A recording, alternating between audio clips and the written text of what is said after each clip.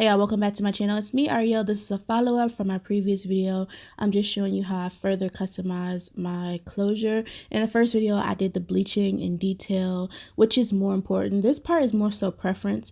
So I start off with my closure. It's about 50% dry, which is easiest for me to pluck. I'm parting off about an inch, and then I just start tweezing. It's hard for me to explain because I don't know. I really feel like that's a preference thing, how much you choose to take away from the front of your closures and frontals. But this is what I'm doing. I just do it until I'm satisfied.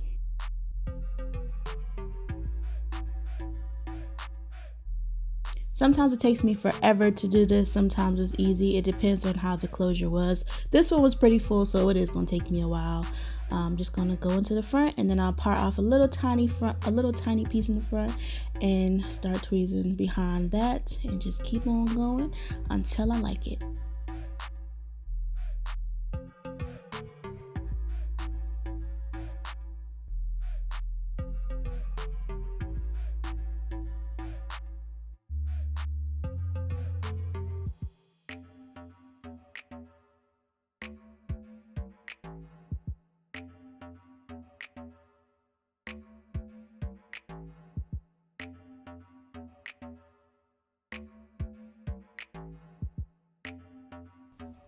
If I could think of a way to explain how to tweeze, I would be like, it would make me so happy because I don't know of any other way besides just showing you what to do.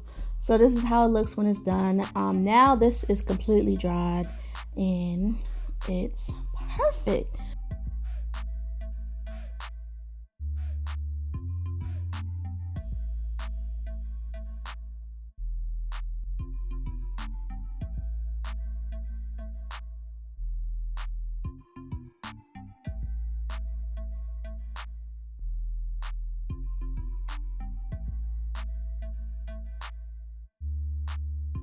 Now I'm just parting the hair to show you that there's no bleach on the hair at all, not over bleached. And now let's put this thing on. I did go ahead and make my wig, my lace closure wig, and I'll link the video to how I make my lace closure wig in case you haven't seen it. So I have this wig on with no wig cap under it, which is why in the part you'll still see some of my hair.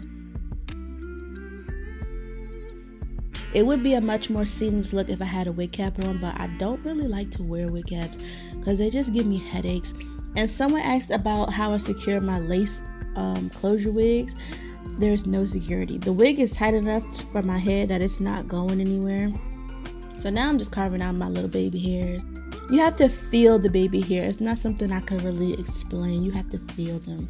So to lay them down, I'm using this touchdown edge tamer. I just got this.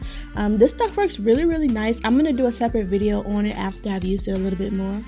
But yeah, you see I got this purple toothbrush. I mean, it's not no toothbrush. It's a purple edge brush. I've been using my toothbrush for so long, but I actually do like this edge brush. So when it came time to cut off the lace, my contact decided to come out and it was just stressful. So I didn't get to show you how I cut the lace off, but I did cut it pretty close to the baby hair. In some spots I cut it in front of the baby hair, but that was just because I didn't want to risk cutting the hair.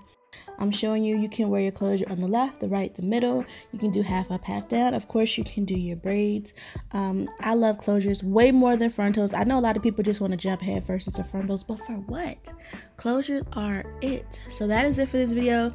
If you haven't checked out the first one, make sure you do. This is Klaiyi hair. The link will be in my description. Thank you guys so much for watching. Leave me a thumbs up. Subscribe to my channel. I'll see you in my next video.